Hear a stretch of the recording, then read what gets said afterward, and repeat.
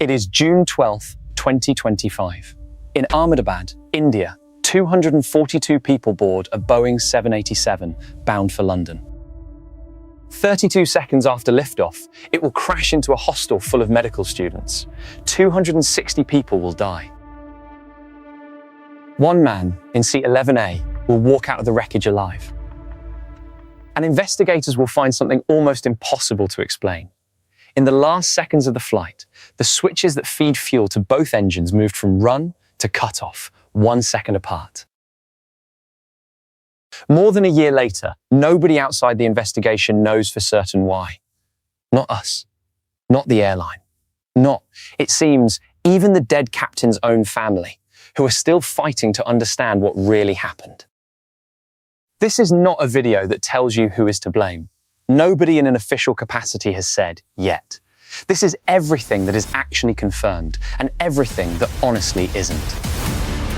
You're watching Black Box Breakdown. Air India 171. Chapter 1. The flight. Air India Flight 171 was a scheduled service from Ahmedabad to London Gatwick. The aircraft, registration VTANB, was a Boeing 787-8, about 12 years old, powered by 2 General Electric engines. In the cockpit, Captain Sumit Sabharwal, 56 years old, with over 15,000 flight hours, monitoring the systems.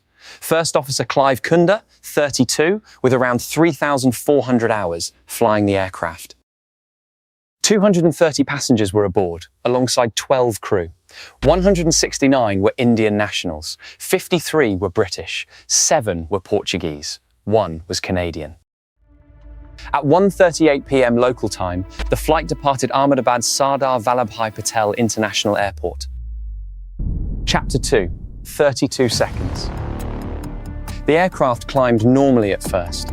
Airport security cameras captured what happened next. According to India's Aircraft Accident Investigation Bureau, about 3 seconds after liftoff, both engine fuel control switches moved from the run position to cut-off, 1 second apart from each other.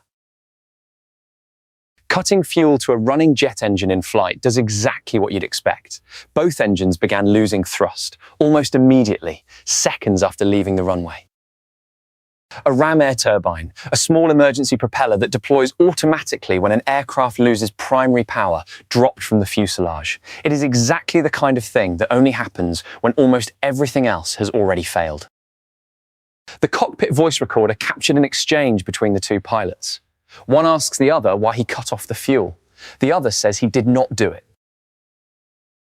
About 10 seconds after the cutoff, the switches were moved back to run. The engines tried to relight. It was already too late for them to recover in time.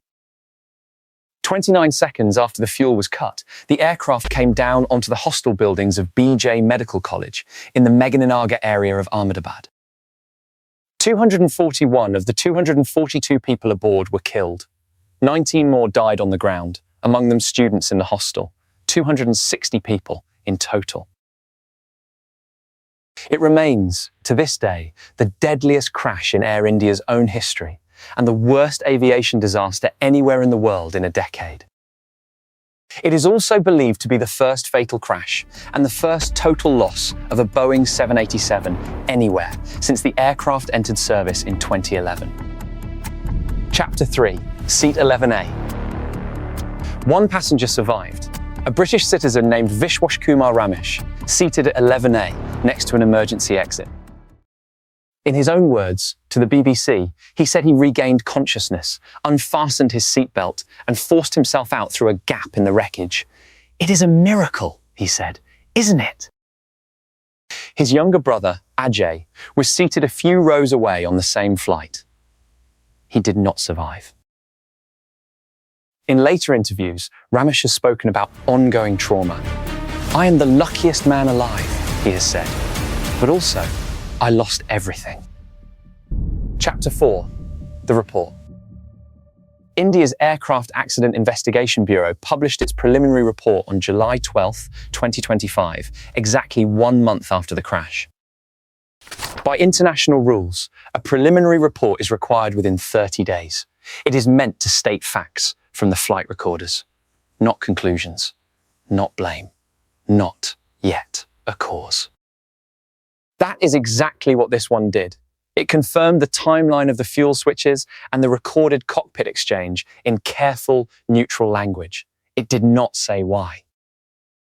As of this recording, the full final report, the one meant to state a probable cause, is not expected until October 2026, over a year after the crash. India's Supreme Court has also declined, so far, to order the release of the full cockpit voice recorder transcript. Almost everything you have heard repeated online is a fragment, filtered through second-hand reporting. Chapter 5, The Question. Here is the honest state of the debate. Some reporting has read that cockpit exchange as consistent with deliberate action by one of the pilots. That is not an official finding. It is an interpretation. A different theory, put forward by the Federation of Indian Pilots, argues an electrical fault could have caused the switches to trip on their own as a symptom, not a cause. That, too, is not an official finding. Both readings exist because the actual answer isn't public yet. Presenting either one as settled fact would simply be wrong. Captain Sabharwal's father, 91 years old, has publicly disputed how investigators have described his son and has taken his concerns to the Supreme Court. Two pilots' associations in India have publicly called any narrative of deliberate pilot action reckless and unfounded, and said the crew deserve, in their words, respect, not unfounded character judgment. There is one more thread worth knowing. In 2018, 7 years before this crash, America's FAA issued an advisory about some Boeing fuel switches being found with a locking feature disengaged. It was not mandatory. Air India never inspected for it. Whether that specific issue applied to this specific aircraft is one of the things the final report is still meant to determine. Chapter 6, The Aftermath. Air India paid interim compensation of about $30,000 to each affected family. Tata Group, the airline's owner, separately pledged about $120,000 per family and set up a long-term trust for survivors and the affected community. No regulator, anywhere in the world, grounded the Boeing 787 fleet. India's aviation regulator ordered extra inspections on India's own aircraft, and later reviewed, but ultimately cleared, the fuel switch design itself. In September 2025, families of 4 passengers filed a lawsuit in Delaware against Boeing and Honeywell, the maker of the fuel switch, alleging negligence in its design. It remains ongoing. 1 year later, on the anniversary of the crash, families and officials gathered at the medical college. 260 trees were planted, one for every life lost. What stays with me about this one is how unfinished it still is. We are used to air disaster stories with an ending, a verdict, a named cause. This one doesn't have that yet, and honestly, might not for a while longer. In the meantime, a father is still fighting for his son's name. A survivor is still living with what he saw. And 259 other families are simply waiting, like the rest of us, for an actual answer. If a confirmed cause changes this story, we'll cover it. Until then, if you want to understand how an earlier generation of investigators cracked an equally impossible case, check out our video on the Boeing 737 MAX. Subscribe to Black Box Breakdown. If this one got under your skin a little, good. That's the point. And it only keeps happening because people like you keep showing up. So do one thing for me. Hit subscribe. It is free, and it is the whole reason Black Box can keep taking these disasters apart.